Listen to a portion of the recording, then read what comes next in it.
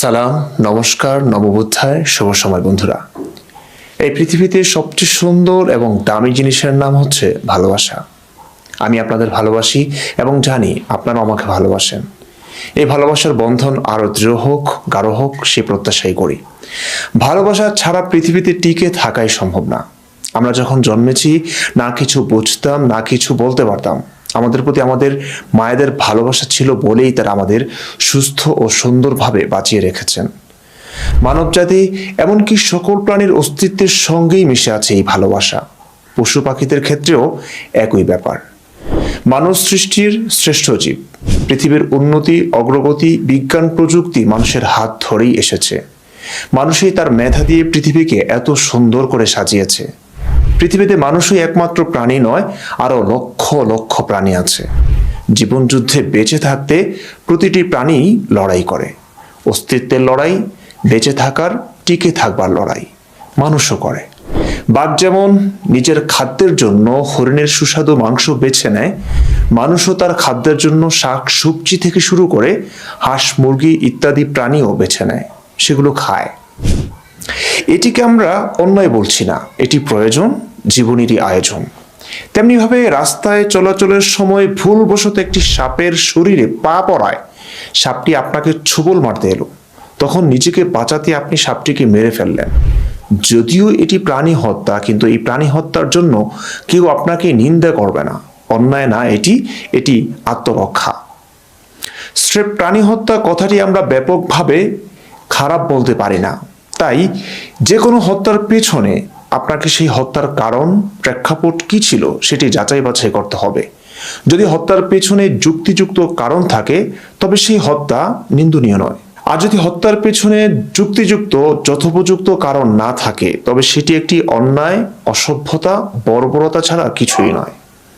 আজ আমরা দেখব ইসলামের নবী মুহাম্মদ সাল্লাল্লাহু আলাইহি ওয়াসাল্লাম কি ব্যাপকভাবে কুকুর হত্যার নির্দেশ দিয়েছিলেন। কিন্তু কেন, কোন প্রয়োজনে, কোন ধরনের কুকুর মারার বিধান তিনি দিয়েছিলেন, কেন সাহাবীরা কুকুর হত্যার মহোৎসব করেছেন, জানব বিস্তারিত ও নিরপেক্ষভাবে।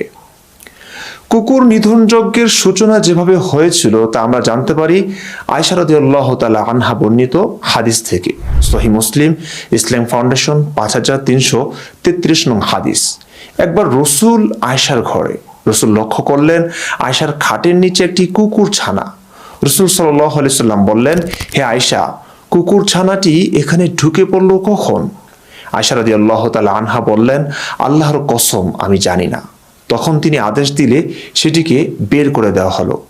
ইতিমধ্যে জিব্রাইল আলাইহিস সালাম এলেন। রাসূলুল্লাহ সাল্লাল্লাহু আলাইহি সাল্লাম বললেন, আপনি আমাকে ওয়াদা দিয়েছিলেন, তাই আমি আপনার প্রতীক্ষায় বসেছিলাম, কিন্তু আপনি এলেন না। তিনি বললেন, আপনার ঘরে অবস্থানরত কুকুরটি আমার জন্য প্রতিবন্ধক হয়েছিল, কারণ যে ঘরে কোনো ছবি কিংবা কুকুর থাকে সে ঘরে আমরা অর্থাৎ রহমতের ফেরেশতারা প্রবেশ করি না। এই হাদিস থেকে জানলাম আয়েশার ঘরে থাকা অবস্থায় খাটের নিচে একটি কুকুর ছানার কারণে মহামান্য জিব্রাইল রসুলের কাছে কোনো বিষয়ে ওহী নিয়ে আসেননি। জিব্রাইল জানতো না কুকুর আল্লাহরই সৃষ্টি, তাহলে কেন এত ঘৃণা? চুপ চুপ কর শয়তান, খালি প্রশ্ন করে, এত প্রশ্ন করতে হয় না। একটা নিষ্পাপ কুকুর ছাড়ার জন্য মহাবিশ্বের আল্লাহ তার বান্দাদের উপর গুরুত্বপূর্ণ ওহী পাঠাতে দেরি করবেন কেন? চাপাতি দেখছোস, চাপাতি কোপাবো। আসিফ মহিউদ্দিনের লাইভ দেখে মাথাটা গেছে। প্রিয় দর্শক, এই শুরু কুকুর নিধন যজ্ঞের ইতিহাস। এরপর সকালেই রসুল সাল্লাল্লাহু আলাইহি সাল্লাম কুকুর হত্যার আদেশ দিলেন, যা জানা যায় সহিহ মুসলিম, ইসলাম ফাউন্ডেশন, 5335 নং হাদিস থেকে। একই ঘটনা ভিন্ন সনদে এসেছে। তার শেষে আছে, পরে নবী সাল্লাল্লাহু আলাইহি ওয়াসাল্লাম সেদিন ভোরবেলায় কুকুর নিধনের আদেশ দিলেন। এমনকি তিনি ছোট বাগানের পাহারাদার কুকুরও মেরে ফেলার হুকুম দিয়েছিলেন এবং বড় বড় বাগানের কুকুরগুলোকে রেহাই দিয়েছিলেন। হাদিসের স্পষ্ট বক্তব্য, রসুল সব ধরনের কুকুরকেই হত্যার নির্দেশ দিয়েছিলেন, যে কোনো বর্ণেরই হোক না কেন। এমনকি ছোট বাগানের পাহারাদার কুকুরও মেরে ফেলার হুকুম দিয়েছিলেন প্রিয় নবীজি। অবশ্য বড় বড় বাগানের কুকুরগুলোকে রেহাই দিয়েছিলেন। তার জন্য প্রিয় নবীজিকে অসংখ্য ধন্যবাদ দেওয়াই যায়। ছোট বাগানের পাহারাদার কুকুরগুলো কি দোষ করলো আর বড় বাগানের পাহারাদার কুকুরগুলো কি পূর্ণ করার কারণে রেহাই পেল? এটা দেখেছিস? দর্শক, রসুলের সহিহ হাদিসগুলো থেকে বোঝা যায় প্রাথমিক পর্যায়ে তিনি সব ধরনের কুকুরকেই হত্যার নির্দেশ দিয়েছেন। সহিহ মুসলিম ইসলাম ফাউন্ডেশন হাদিস নং 3873, সহিহ মুসলিম হাদিস একাডেমি হাদিস নং 3909, সহিহ মুসলিম ইসলাম ফাউন্ডেশন হাদিস নং 3872, সহিহ বুখারী তাওহীদ পাবলিকেশন হাদিস নং 3323, সহিহ বুখারী ইসলাম ফাউন্ডেশন হাদিস নং 3089। রাসূলুল্লাহ সাল্লাল্লাহু আলাইহি ওয়াসাল্লাম কুকুর মেরে ফেলার নির্দেশ দিয়েছেন। সহিহ মুসলিম ইসলাম ফাউন্ডেশন হাদিস নং 5632, ইবনু ওমর রাদিয়াল্লাহু তাআলা আনহু থেকে বর্ণিত, তিনি বলেন, রাসূলুল্লাহ সাল্লাল্লাহু আলাইহি ওয়াসাল্লামকে আমি কুকুর নিধনের হুকুম জারি করতে শুনেছি। তিনি বলতেন, সাপগুলি আর কুকুরগুলি মেরে ফেলো। এসব হাদিস থেকে জানা যায় রাসূল ব্যাপকভাবে সকল কুকুরকেই হত্যা করার নির্দেশ দিয়েছিলেন। সাহাবায়ে কেরামও কোনো কুকুরকেই রেহাই দিতেন না, সব কুকুর মেরে ফেলতেন। দেখুন, সহিহ মুসলিম ইসলাম ফাউন্ডেশন হাদিস নং 3873। আব্দুল্লাহ ইবনে ওমর রাদিয়াল্লাহু তাআলা আনহু থেকে বর্ণিত, তিনি বলেন, রাসূলুল্লাহ সাল্লাল্লাহু আলাইহি ওয়াসাল্লাম কুকুর হত্যা করার জন্য হুকুম দিতেন। অতঃপর আমি মদিনার অভ্যন্তরে ও তার চারপাশের কুকুর ধাওয়া করাতাম, আর কোনো কুকুরই আমরা না মেরে ছেড়ে দিতাম না। এমনকি বেদুইনদের দুগ্ধবতী উষ্টির সাথে যে কুকুরগুলো থাকতো তাও আমরা হত্যা করতাম। দর্শক, এমনকি সাহাবারা যখন নবীর আদেশ পেয়ে ব্যাপক কুকুর হত্যাযজ্ঞ চালাতে শুরু করলেন, তখন তাদের আদেশ পালনের নজির দেখে দয়াল নবীজি নিজেই ত্যক্ত বিরক্ত হয়ে গিয়ে বলেছিলেন, তাদের কি হয়েছে যে তারা কুকুরের পিছনে পড়ল? এরপর অবশ্য শিকারী কুকুর এবং বকরি পাহারা দেওয়া কুকুরগুলো বাঁচিয়ে বাকিগুলোকে হত্যার নির্দেশ দেন। সহিহ মুসলিম ইসলাম ফাউন্ডেশন 546 নং হাদিস। দেখুন, ইবনুল মুগাফফাল রাদিয়াল্লাহু তাআলা আনহু থেকে বর্ণিত, তিনি বলেন, একবার রাসূলুল্লাহ সাল্লাল্লাহু আলাইহি ওয়াসাল্লাম কুকুর হত্যার নির্দেশ দিয়েছিলেন। পরে বললেন, তাদের কি হয়েছে যে তারা কুকুরের পিছনে পড়ল? তারপর শিকারী কুকুর এবং বকরির অর্থাৎ পাহারা দেওয়ার কুকুর রাখার অনুমতি দেন এবং বলেন, কুকুর যখন পাত্রে মুখ লাগিয়ে পান করবে তখন তা 7 বার ধুয়ে ফেলবে এবং 8ম বার মাটি দিয়ে ঘষে ফেলবে। দর্শক, দেখলেন প্রিয় নবীজি আবার কুকুর মারার ক্ষেত্রে বিধান চেঞ্জ করে দিলেন। 2 প্রকার কুকুরকে রেহাই দিয়েছেন, শিকারী কুকুর এবং বকরির পাহারাদার কুকুর। একদম ভালো কাম করে হলাইছে। চুপ কর শয়তান।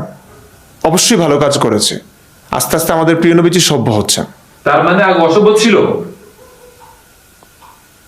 জুতা দিয়ে পিটাবো অসভ্য কথাকার। এমনি কথা বলে আমাদের প্রিয় নবীজির ক্ষেত্রে। দর্শক, এখানে প্রশ্ন হতে পারে, প্রিয় নবীজি নিজেই কুকুর হত্যার নির্দেশ দিলেন, আবার সাহাবারা যখন কুকুর হত্যাযজ্ঞ চালাতে শুরু করলো তখন সেটি দেখে আবার নিজেই কেন বিরক্ত হলেন? উত্তর দুটি হতে পারে। এক, অনেক সাহাবীরা প্রিয় নবীজির চাইতে অনেক সভ্য ও দয়ালু ছিলেন। তারা হয়তো নবীর ব্যাপক কুকুর হত্যার বিধানটি মেনে নিতে পারছিলেন না। অপছন্দের ছাপ ছিল তাদের চোখে মুখে। তাদের প্রশ্ন ছিল, কুকুর তো অত্যন্ত উপকারী প্রাণী, প্রভুভক্ত ও পোষা প্রাণী, এদের এভাবে মেরে ফেলাটা তো ঠিক হচ্ছে না। তাই নবীজি সাহাবাদের মন রক্ষার্থে আবার বিধান চেঞ্জ করে দিলেন, যাহ, তোদের জন্য আর পারছি না, এবার থেকে শিকারী ও পাহারাদার কুকুরগুলোকে মারিস না, বাকিগুলো মার। 2, এ কারণেও বিরক্ত হতে পারেন, নবী হয়তো ব্যক্তিগত কুকুর ভীতি বা ব্যক্তিগত স্বার্থে কুকুর মারার নির্দেশ দিয়েছিলেন রাগে। পরে যখন দেখলেন সাহাবারা এই বিধানটিকে ঐশ্বরিক বিধান ভেবে ব্যাপক হত্যাকাণ্ড চালাচ্ছে, তখন তিনি ভাবলেন, আরে বোকার দলেরা, আমি না হয় একটা আদেশ দিলাম রাগে ক্ষোভে, তাই বলে বোকার মতো এমনি মারা শুরু করবি তোরা? এত বোকা হলে চলে নাকি? যাই হোক, আমরা দেখি রাসূল সামনে আরো কত রকমের বিধান দেন। মদিনার অসংখ্য কুকুর হত্যা করা হয়ে গেছে ইতিমধ্যে। তারপর প্রিয় নবীজি আবার নতুন বিধান দিলেন। সুনানে আবু দাউদ ইসলাম ফাউন্ডেশন হাদিস নং 2836, আব্দুল্লাহ ইবনে মুগাফফাল রাদিয়াল্লাহু তাআলা আনহু থেকে বর্ণিত, তিনি বলেন, রাসূলুল্লাহ সাল্লাল্লাহু আলাইহি ওয়াসাল্লাম বলেছেন, যদি কুকুর আল্লাহ তাআলার বহুজাতিক সৃষ্টিজীবের মাঝে একজাতীয় সৃষ্টি না হতো তবে আমি তাদের হত্যা করার নির্দেশ দিতাম। এখন তোমরা তাদের থেকে কেবল কালো বর্ণের কুকুরকেই হত্যা করবে। এই হাদিসে রসুল বললেন এখন থেকে শুধু কালো কুকুরকেই হত্যা করবে। গালি দেয় না, সাথে রসুল বলে গলাটা কেটে ফেলবো। কাইল্লা কুত্তা কথাকার। মাফ কর বাপ, মাফ কর। দর্শক, এই হাদিসে রসুল বললেন যদি কুকুর আল্লাহ তাআলার বহুজাতিক সৃষ্টিজীবের মাঝে একজাতীয় সৃষ্টি না হতো তবে আমি তাদের হত্যা করার নির্দেশ দিতাম। এখন তোমরা তাদের থেকে কেবল কালো বর্ণের কুকুরকেই হত্যা করবে। প্রশ্ন আসে, কালো কুকুর কি আপনারা বানিয়েছিলেন? সেটা কি আল্লাহ তাআলার বহুজাতিক সৃষ্টিজীবের মধ্য থেকে একটি নয়? এবং দ্বিতীয় প্রশ্ন, সাদা, লাল, নীল ইত্যাদি রঙের কুকুর বাদ দিয়ে রসুলের কালো কুকুরের প্রতি এত আক্রোশ কেন যে কালো কুকুরকে মারতে বললেন? সেই উত্তরও পাওয়া যায় সহিহ হাদিস থেকে। সহিহ মুসলিম, ইসলামিক ফাউন্ডেশন, হাদিস নং 1020। রাসূলুল্লাহ সাল্লাল্লাহু আলাইহি ওয়াসাল্লাম বলেছেন, যখন তোমাদের মধ্যে কেউ সালাতে দাঁড়াবে তখন তার সম্মুখে হাওদার পিছনের কাষ্ঠ পরিমাণ কোনো বস্তু রেখে দিবে। যদি এরূপ কোনো বস্তু না থাকে তবে তার সম্মুখ দিয়ে গাধা, স্ত্রীলোক ও কালো কুকুর গমন করলে তার সালাত ভঙ্গ হয়ে যাবে। রাবি ইবনু সামিদ বলেন, আমি বললাম, হে আবু যার, কালো কুকুর ও হলুদ কুকুর থেকে কালো কুকুরকে পৃথক করার কারণ কি? তিনি জবাব দিলেন, হে ভাতিজা, আমি রাসূলুল্লাহ সাল্লাল্লাহু আলাইহি ওয়াসাল্লামকে তোমার মতো এই বিষয়টি জিজ্ঞাসা করেছিলাম। তিনি বলেছেন, কালো কুকুর একটি শয়তান। হাদিস থেকে জানলাম কালো কুকুর হলো শয়তান। কালো কুকুর শয়তান হয় কেমনে? কেমনে বিশ্বাস করব? আল্লাহ এটারে কেন বানাইলো? কালো কুকুর কত উপকারী জানেন আপনি? আবার প্রশ্ন, এটার কথা ভুলে গেছিস? এই দর্শক, দেখলেন আমাদের প্রিয় নবীজি মহিলা, গাধা এবং কালো কুকুর নামাজি ব্যক্তির সামনে দিয়ে গেলে নামাজটাই ভঙ্গ হয়ে যাবে বললেন। এর মধ্যে মহিলা এবং গাধাকে মারার কথা না বললেও কালো কুকুর হত্যার নির্দেশ দিলেন। মহিলা ও গাধাকে বাঁচিয়ে রাখার জন্য প্রিয় নবীজিকে অসংখ্য ধন্যবাদ। মহিলা মারলে নবী বিয়ে শেষ করবো গাধার লগে, আর গাধা মারলে নবী কেমনে যুদ্ধ জিহাদে গিয়ে মানুষ মারবো? তখন কি বিমান ছিল নাকি? একটা সাইকেল আবিষ্কার করতে পারে না এতে। গাধা, খচ্চর, ঘোড়া এগুলোই তো ছিল নবীর বাহন। তুই আবার আমাদের প্রিয় নবীজির ব্যাপারে অশ্লীল কথাবার্তা বললি। এর নাস্তিক, তোর কি মরণের ভয় নাই রে? দর্শক, কালো কুকুর কিভাবে শয়তান হয় এবং শয়তান হওয়ায় কেন তাকে মারার বিধান দিলেন এটি আসলেই বোধগম্য নয়। শয়তানকে কি হত্যা করা যায়? আল্লাহ যেখানে পবিত্র কোরআনের 38 নং সূরা আস-সদের 79 থেকে 81 নং আয়াতে শয়তানকে অবকাশ দিয়েছিলেন নির্দিষ্ট কাল পর্যন্ত, যখন শয়তান আল্লাহর কাছে পুনরুত্থান দিবস পর্যন্ত তার আয়ু দীর্ঘায়িত করার অনুমতি চেয়েছিলেন। চলুন কোরআন থেকে দেখে নিই। ক্বালা রাব্বি ফাআনজিরনি ইলা ইয়াউমি ইউবআসুন। সে বলল, হে আমার রব, আমাকে সেদিন পর্যন্ত অবকাশ দিন যেদিন তারা পুনরুত্থিত হবে। ক্বালা ফাইন্নাকা মিনাল মুনসরিন। তিনি বললেন, আচ্ছা, তুমি অবকাশ প্রাপ্তদের অন্তর্ভুক্ত হলে। ইলা ইয়াউমিল ওয়াকতিল মা'লুম, নির্ধারিত সময় উপস্থিত হওয়ার দিন পর্যন্ত। আল্লাহ শয়তানের অনুরোধ রাখলেন, কিন্তু তাকে পুনরুত্থান দিবস পর্যন্ত হায়াত না দিয়ে দিলেন নির্দিষ্ট সময় পর্যন্ত। নির্দিষ্ট সে সময় হলো সিংহার প্রথম ফুৎকার পর্যন্ত। সে ফুৎকারে যখন সমস্ত সৃষ্টি মারা যাবে তখন শয়তানেরও মৃত্যু ঘটবে, যেমন সূরা হিজরে বলা হয়েছে, তাফসিরে তৌকি উসমানী। শুধু তাই নয়, এখনো হজে শয়তানকে পাথর মেরে হত্যা করা হয়। শয়তান নবীর আমলে নিহত হয়ে থাকলে হাজী সাহেবরা কোন শয়তানকে পাথর মারেন? মৃত শয়তানকে? যাও, হিসেব ঠিক মিলছে না। আমি তো আগে থেকেই বলতেছি হিসেব মিলছে না। নবী একটা ভণ্ড। চুপ কর শয়তান, নাস্তিকের বাচ্চা। প্রিয় নবীর ভণ্ড বলিস? সাহস কত তোর? এখন আমার শয়তান বানাই দিল। আমি শয়তান হলে কালা কুত্তা শয়তান কেমনে হয়? খালি প্রশ্ন, এদের জ্বালায় বাঁচি না। দর্শক, আমাদের দয়াল নবীজি কালো কুকুরকে হত্যার নির্দেশ দিলেন। সাহাবারা কালো কুকুর হত্যা করলেন, তারপর আবার তিনি বিধান চেঞ্জ করলেন। মানে আবার বলটি? চুপ কর না, দর্শক, সহিহ মুসলিম ইসলাম ফাউন্ডেশন হাদিস নং 3875 জাবের ইবনু আব্দুল্লাহ রাদিয়াল্লাহু তাআলা আনহু থেকে বর্ণিত, তিনি বলতেন যে রাসূলুল্লাহ সাল্লাল্লাহু আলাইহি ওয়াসাল্লাম কুকুর হত্যা করার জন্য আমাদেরকে আদেশ দিয়েছেন। অতঃপর কোনো বেদুই নারী কুকুর সহ আগমন করলে আমরা তাও হত্যা করে ফেলতাম। পরে নবী সাল্লাল্লাহু আলাইহি ওয়াসাল্লাম তা হত্যা করতে নিষেধ করেন এবং বলেন, চোখের উপর সাদা 2 টিকা বিশিষ্ট ঘন কৃষ্ণবর্ণের কুকুর তোমরা হত্যা করো, কেননা উহা হলো শয়তান। হাদিসের মান সহিহ। এই হাদিস থেকে জানলাম রাসূল চোখের উপর সাদা 2 টিকা বিশিষ্ট ঘন কৃষ্ণবর্ণের কুকুর হত্যার নির্দেশ দিলেন। তো এটা আগে থেকে বুঝিয়ে বলে দিলেই তো এত কুকুর মরতো না। আগে কি নবী শিওর ছিল না কোন ধরনের কুকুর শয়তান? তুই তুই আবার আবার আবার না, প্রিয় দর্শক, চাপাতির জোর দেখানো উচিত বলে মনে করছি না। এটি খুবই যৌক্তিক প্রশ্ন যে নবী এতবার রং কেন বদলালেন, এত কনফিউশনে কেন ছিলেন। আগে থেকে কোন ধরনের কুকুর শয়তান বা তাকে মারা উচিত তার বিবরণটা সুন্দরভাবে তুলে ধরলে এত এত নিরীহ কুকুরগুলো এভাবে নির্মমভাবে নবীর আদেশে শহীদ হতো না। এই পুরো কুকুর নিধনযোগ্য আলোচনাটি শোনার পর কোনো আলেমের কাছে গিয়ে যদি জিজ্ঞেস করেন আমাদের প্রিয় নবীজি এমন কাজগুলো কিভাবে করতে পারলেন, তখন আলেম মহোদয় আপনাকে বর্তমান যুগের কিছু জায়গার কুকুর নিধনের উদাহরণ টেনে বলবেন, এরা মারলে দোষ নাই, প্রিয় নবীজি মারলেই দোষ, ইহুদি খ্রিস্টানদের দালাল কোথাকার। আমি আগেই বলেছি, কোনো প্রয়োজনে আত্মরক্ষার জন্য কোনো প্রাণীকে হত্যা করা যায়, কিন্তু কারণ ছাড়া এভাবে পশু পাখিকে মারাটা কোনোভাবেই মানা যায় না। সমস্ত হাদিসগুলো নিয়ে ঘাটাঘাটি করুন, দেখবেন কোনো হাদিসেই কুকুর হত্যার কারণ উল্লেখ পাওয়া যায় না। যদি বলতেন হিংস্র কুকুর, পাগলা কুকুর, ক্ষতিকর কুকুর হত্যা করো, তবু মারা যেত একজন মানুষ হিসেবে। যদিও 2-1টি হাদিসে হিংস্র কুকুরকে মারার কথা আছে, সেটি নিয়ে আপত্তি নেই। অবশ্য নবী পারতেন ফুটু দিয়ে দোয়া দরুদ পরে কুকুরের পাগলামি কমিয়ে বাঁচিয়ে রাখতে। নবী হিসেবে এমনটাই আসলে কাম্য ছিল। যাক, মানুষ হিসেবে যদি ধরি তবে এটি মানা যায়, কিন্তু ব্যাপকভাবে সমস্ত কুকুর, আবার কখনো নির্দিষ্ট কিছু কুকুর, কখনো কালো কুকুর মারার এই বিধানটি কোনো সাধারণ মানুষের কাছ থেকেও আশা করা যায় না। তার মানে নবী মানুষের কাতারেই পড়ে না। আমি বলেছি এটা। চাপাতি দেখেছিস চাপাতি? দর্শক, একটি প্রশ্ন হয়তো আপনাদের মনে উকিঝুঁকি মারছে, কারণ ছাড়া নবী কুকুর হত্যার নির্দেশ কেন দিবেন? সত্যি তো, নবী তো এত পাগলও ছিল না যে কারণ ছাড়াই এমনি কুকুরগুলো মারবো। ওইটাই বলছি। কোন সে কারণ যে কারণে কুকুরের প্রতি রাসূলের এমন শত্রুতা ছিল? কুকুরের প্রতি নানা কারণে আমিও বিরক্ত হই। বাসার সামনে আমার স্যান্ডেল রাখি, তো কুকুর এসে তা খেয়ে ফেলে, খারাপ লাগে, রাগ লাগে, মন চায় কুকুরটাকে মেরে ফেলি।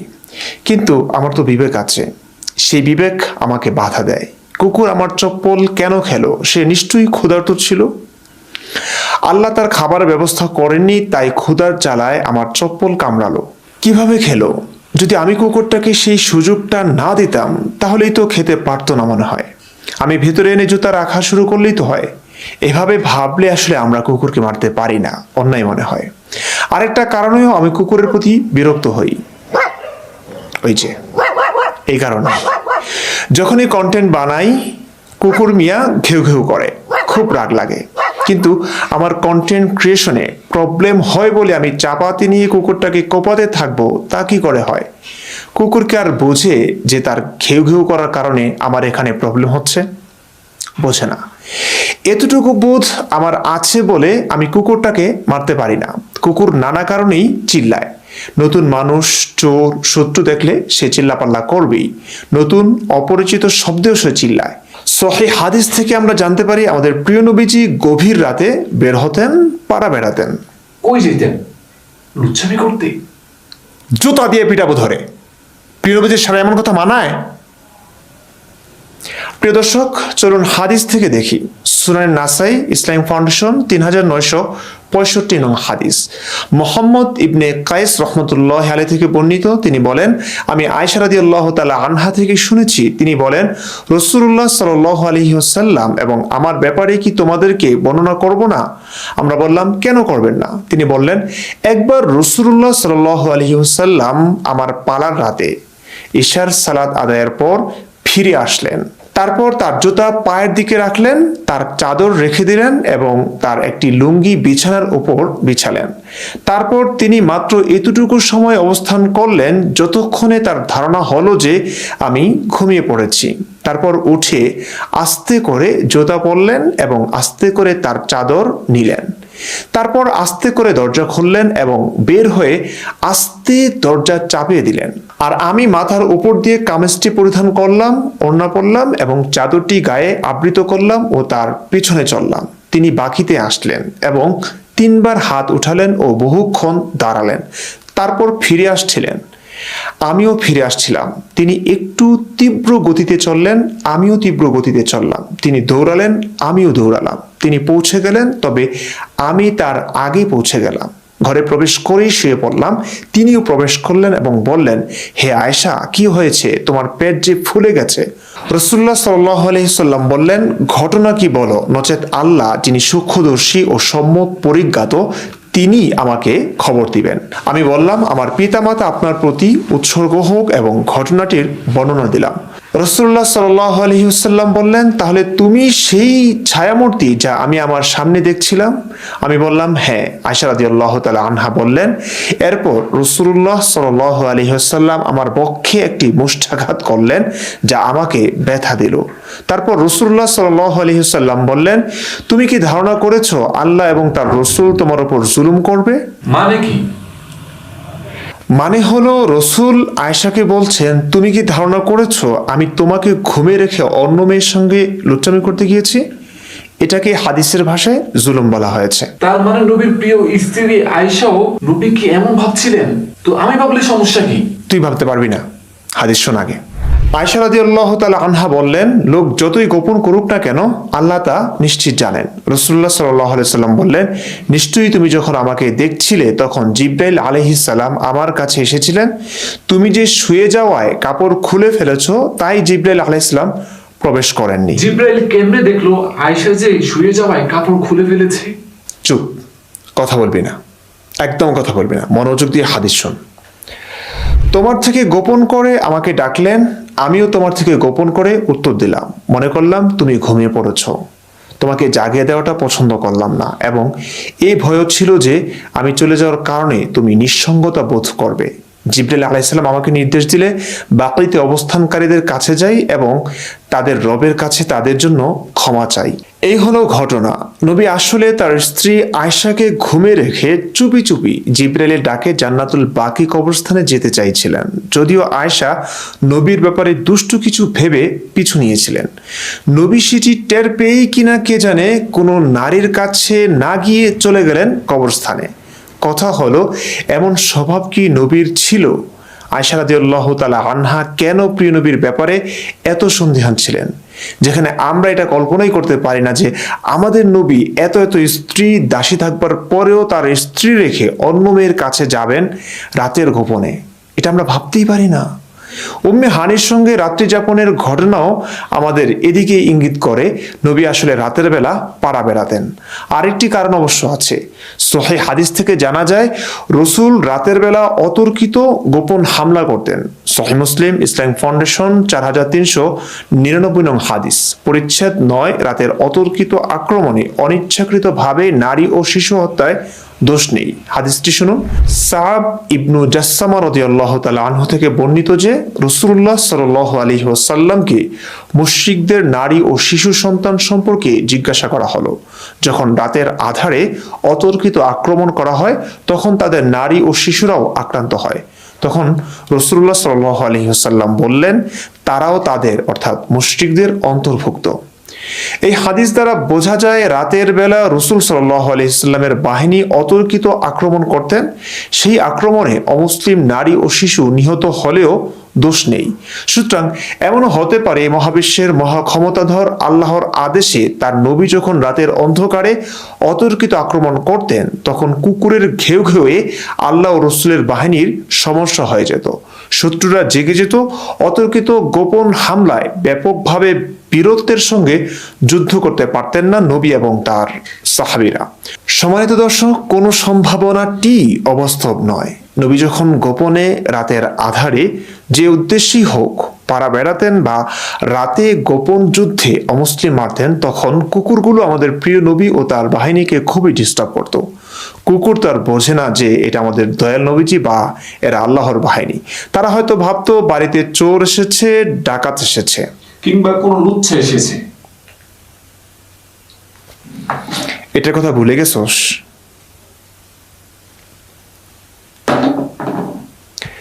দর্শক, এই কারণেই কুকুরের প্রতি রসুল ক্ষিপ্র ছিলেন। তাই প্রথম দিকে সমস্ত কুকুর হত্যার নির্দেশ দিয়েছিলেন, তারপর আস্তে আস্তে সভ্য হলেন। সাহাবীরা শিকারী পাহারাদার কুকুর মারার পক্ষে ছিলেন না। নবী তাই সেগুলো বাদ রেখে বাকি সব কুকুর মারার নির্দেশ দিলেন। অবশেষে বুঝলেন রাতের অন্ধকারে আসলে কালো কুকুরগুলোকেই দেখা যায় না ঠিকঠাক ভাবে, হঠাৎ ঘেউ ঘেউ করে ওঠে। তাই বললেন, কালো কুকুর শয়তান, এগুলোকেই মারো। এছাড়া হাদিস ও ইতিহাসে আমরা কোনো কারণ খুঁজে পাই না কুকুর নিধনের। অবশ্য শুধু কুকুর নয়, রসুল আরো 5 প্রকার প্রাণী হত্যা করতে নির্দেশ দিয়েছেন। সহিহ বুখারী তাওহীদ পাবলিকেশন হাদিস নং 1828। আব্দুল্লাহ ইবনে ওমর রাদিয়াল্লাহু তাআলা আনহু বলেন, হাফসা রাদিয়াল্লাহু তাআলা আনহা বর্ণনা করেছেন, তিনি বলেন, আল্লাহর রাসূল সাল্লাল্লাহু আলাইহি ওয়াসাল্লাম বলেছেন, 5 প্রকার প্রাণী যে হত্যা করবে তার কোনো দোষ নেই, যেমন কাক, চিল, ইঁদুর, বিচ্ছু ও হিংস্র কুকুর। দর্শক, এই হাদিসে হিংস্র কুকুরের কথা বলা হয়েছে। এমনটা হলে মানা যেত, কিন্তু প্রথম দিকে এত ইতং বিতং কেন করলেন নবীজি? আমি প্রথমেই বলেছি, ক্ষতিকর প্রাণী হত্যায় কোনো দোষ নেই, এটি নিয়ে কেউ প্রশ্ন তুলবে না। কাক, চিল কি ক্ষতি করে আমাদের জানা নেই। ইঁদুর অনেক সময় ক্ষতিকর হয়, বিচ্ছু ভয়ঙ্কর, সংস্পর্শে এলে তাকে মারবার বিধানও দেওয়া যায়, মানা যায়। কিন্তু সহিহ হাদিস থেকে আরো জানা যায়, নবী কাকলাস বা গিরগিটি মারারও নির্দেশ দিয়েছিলেন। শুধু মারা নয়, মারলে সওয়াবও হবে বলে জানিয়েছিলেন। সহিহ মুসলিম হাদিস একাডেমি হাদিস নং 5739। প্রথম আঘাতে যে লোক কাকলাস মারবে তার জন্য রয়েছে এত এত পরিমাণ সওয়াব, আর যে লোক দ্বিতীয় আঘাতে তাকে হত্যা করবে তার জন্য এত এত পরিমাণ সওয়াব, প্রথমবারের চাইতে কম। আর যদি তৃতীয় আঘাতে হত্যা করে ফেলে তাহলে তার জন্য এত এত পরিমাণ সওয়াব, তবে দ্বিতীয়বারের থেকে কম। আর একটি হাদিস দেখি, সহিহ মুসলিম হাদিস একাডেমি হাদিস নং 5740। যে লোক প্রথম আঘাতে কাকলাস হত্যা করবে তার জন্য 100 সওয়াব লেখা হয়, আর দ্বিতীয় আঘাতে এর চেয়ে কম, আর তৃতীয় আঘাতে তার থেকে কম সওয়াব লেখা হয়। দর্শক, কেন এই কাকলাস হত্যা করলে সওয়াব সেটিও জানা যায় হাদিস থেকে। সহিহ বুখারী ইসলাম ফাউন্ডেশন হাদিস নং 3121। উম্মে শারিক রাদিয়াল্লাহু তাআলা আনহা থেকে বর্ণিত, রাসূলুল্লাহ সাল্লাল্লাহু আলাইহি ওয়াসাল্লাম গিরগিটি বা কাকলাস মেরে ফেলার নির্দেশ দিয়েছেন এবং তিনি বলেছেন, ইব্রাহিম আলাইহিস সালাম যে অগ্নিকুণ্ডে নিক্ষিপ্ত হয়েছিলেন তাতে এই গিরগিটি ফু দিয়েছিল। দর্শক, আমরা কারণ জানলাম পেয়ারা নবী থেকে। ইব্রাহিমের যুগে নাকি কোনো এক গিরগিটি আগুনে ফু দিয়েছিল, তার জন্য এখনো নবী গিরগিটি মেরে ফেলার হুকুম দিয়েছেন। ইব্রাহিমের গল্প সত্যি না মিথ্যে সেদিকে আমি যাচ্ছি না, যদি সত্যিও ধরে নেই সেই যুগের কোনো গিরগিটি কি করেছে তার জন্য এখনো গিরগিটি মেরে ফেলতে হবে। যে গিরগিটি আগুনে ফু দিয়েছিল ইব্রাহিমের যুগে, সেই গিরগিটি কি এখনো আছে? আল্লাহ রসুলের যুগে ছিল নাকি এই গিরগিটির বাপদাদারা যেহেতু ইব্রাহিমের অগ্নিকুণ্ডলিতে ফু দিয়ে আগুনের তেজ বাড়াতে সাহায্য করেছিল, সেই কারণে সেই অপরাধে গিরগিটির বংশ নির্বংশ করতে চেয়েছিলেন আমাদের প্রিয় নবীজি। আসলে একজন নবীর কাছ থেকে এগুলো কিভাবে আশা করা যায়, আপনারাই বলুন।